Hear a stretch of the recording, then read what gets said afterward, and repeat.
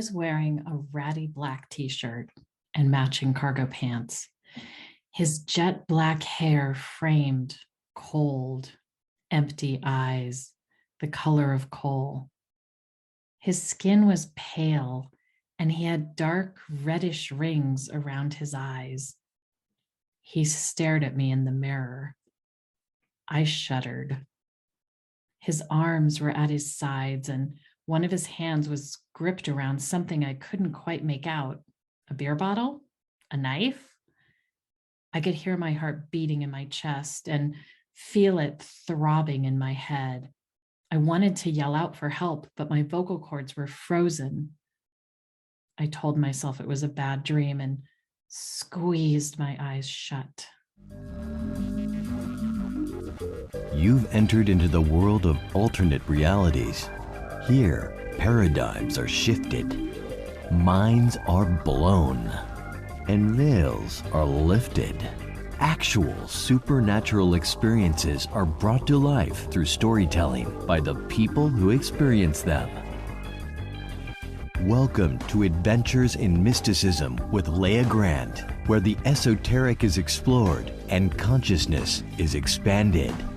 Visit adventuresinmysticism.com to further your spiritual development through Leah's latest offerings. And now we continue with this episode's mystical adventure. The first time I became aware that I had seen a dead person was my sophomore year in college. Two of my friends were sitting on the balcony of their dorm, which overlooked the parking lot next to the football field. It was a Saturday night around 10 or 11 p.m., and I was heading to their room.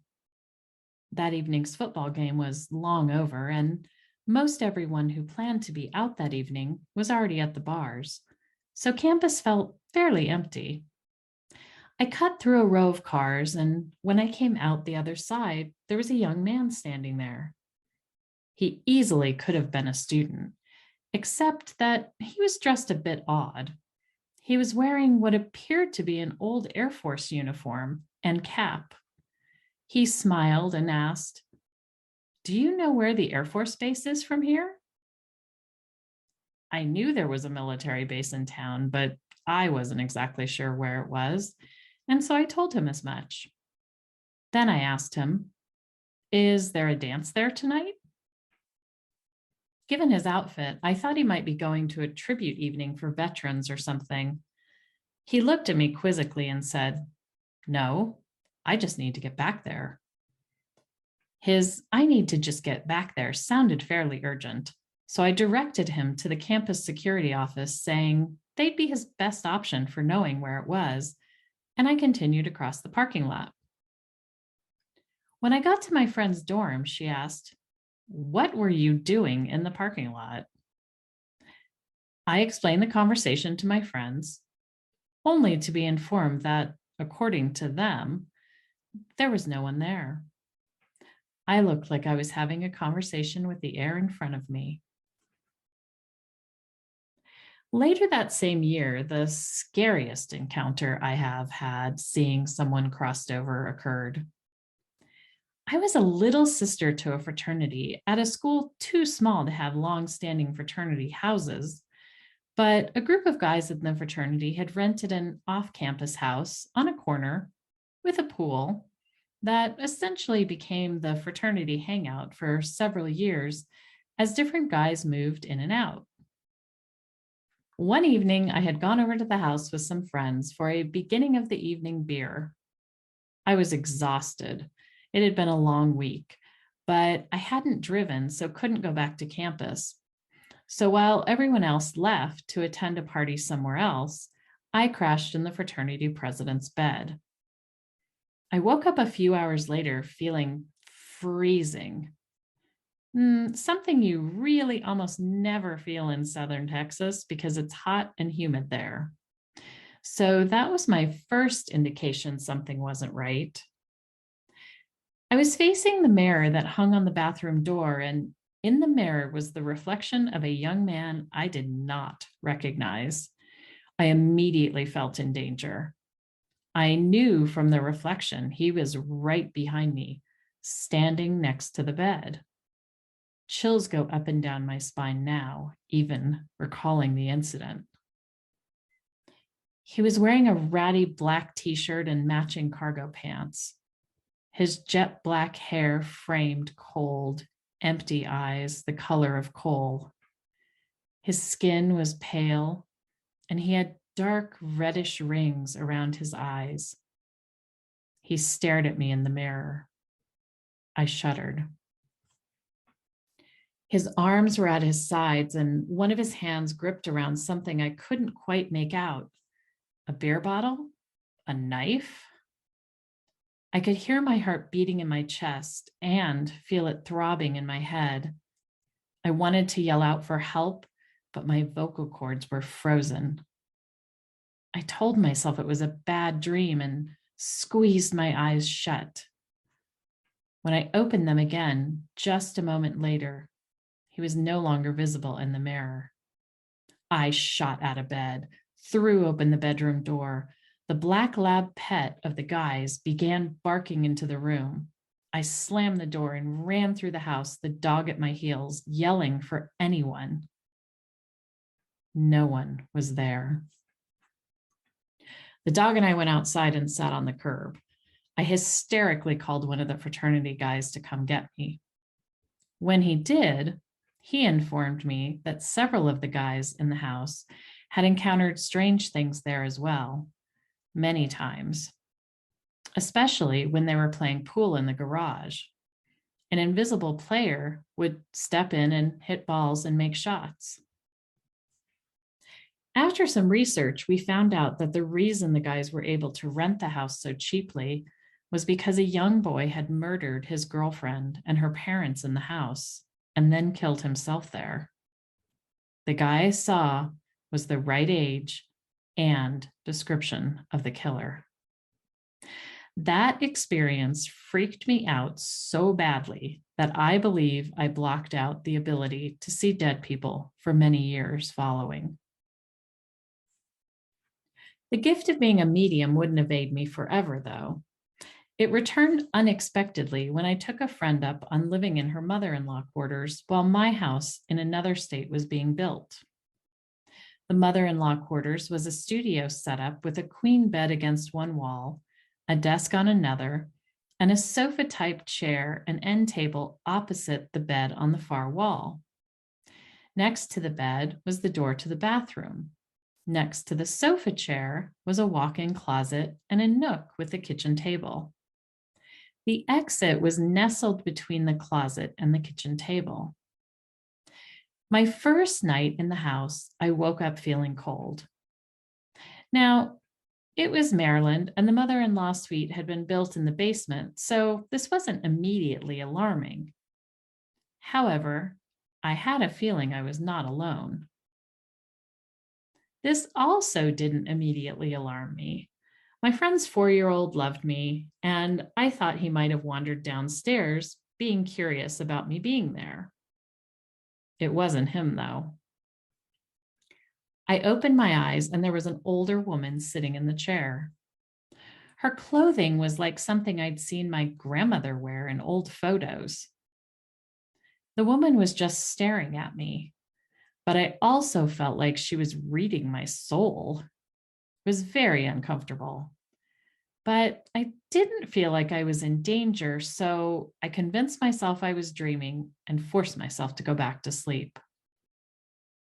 The next morning over breakfast, I told my friend about the woman. I described her in detail. My friend disappeared into the living room and returned with a photograph. Showing it to me, she asked, "This her?" "Yes," I exclaimed, shocked that the woman was the exact same one I had seen in the chair the night before. My friend then explained that the woman was her husband's dead grandmother, who was just coming to see that I didn't mean to do any harm to the family. She shared that she'd shown up with the birth of her son also. She then informed me that the grandmother wasn't the only one who visited them in the house. In the short time I lived with her, 2 other visits from beyond and a couple other paranormal occurrences took place. After the grandmother visit, my friend warned me that the passed over grandfather would randomly open the front door and leave it ajar. This happened sometimes when she was home, but other times when the door had been locked and deadbolted and no one was around. It was quite unnerving. Her husband's grandfather also left the aroma of pipe smoke in the stairwell from the first floor to the second floor. Not always, but it was sometimes there when you'd go up the stairs. In the dining room, which was directly above the bed I slept in, was a train set. The track went all around the dining room. It was pretty impressive, and my friend's son loved to play with it.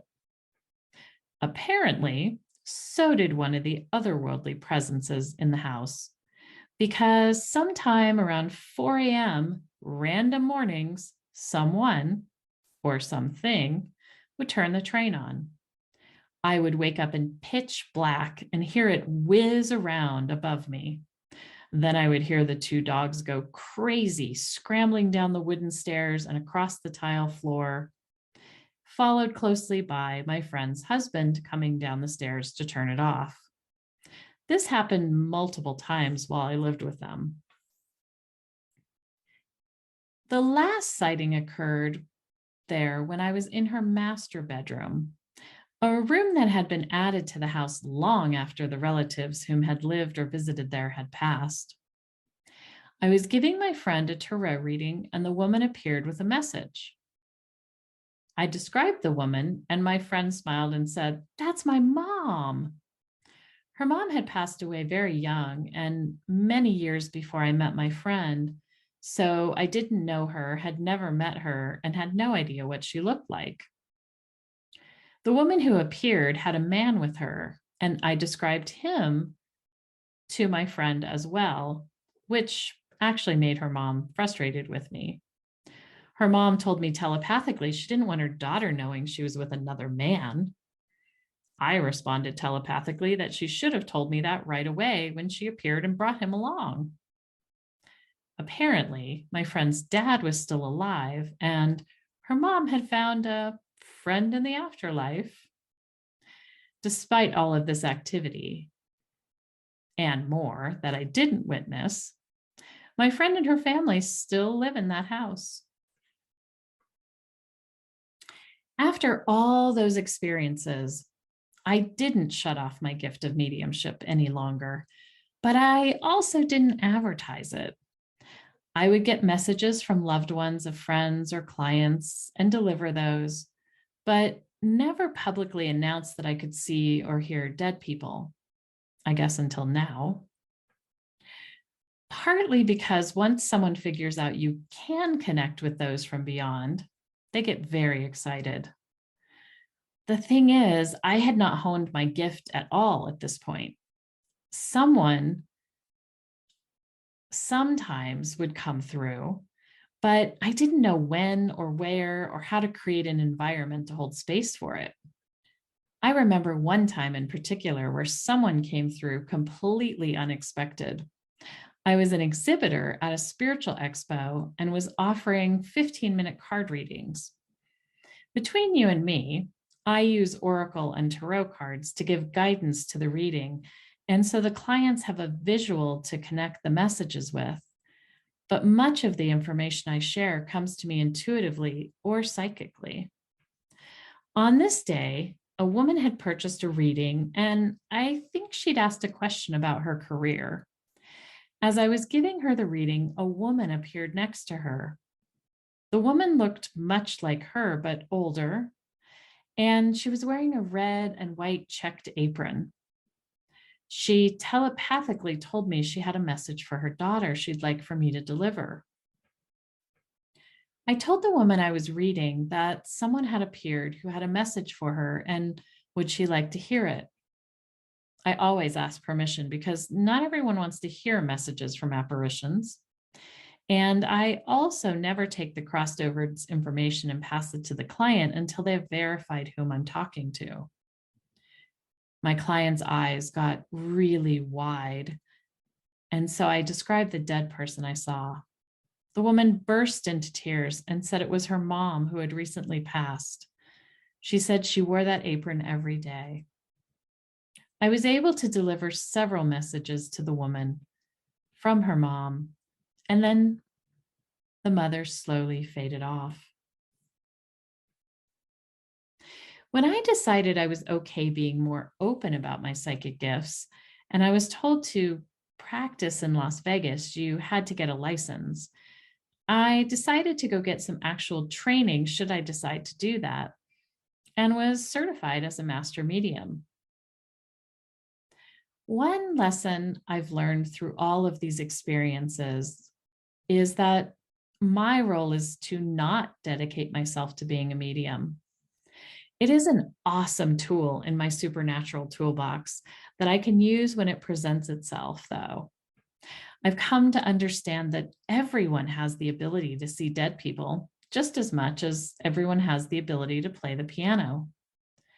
Yes, it comes more easily to some. It is actually some people's purpose and talent, and it is something some people won't ever cultivate. And whichever it is for you is perfect. Thank you for listening. Next episode, I'll share some of my stories about past lives. Until then, remember that your spiritual journey is a supernatural adventure in and of itself. Enjoy the unfolding and embrace the unknown.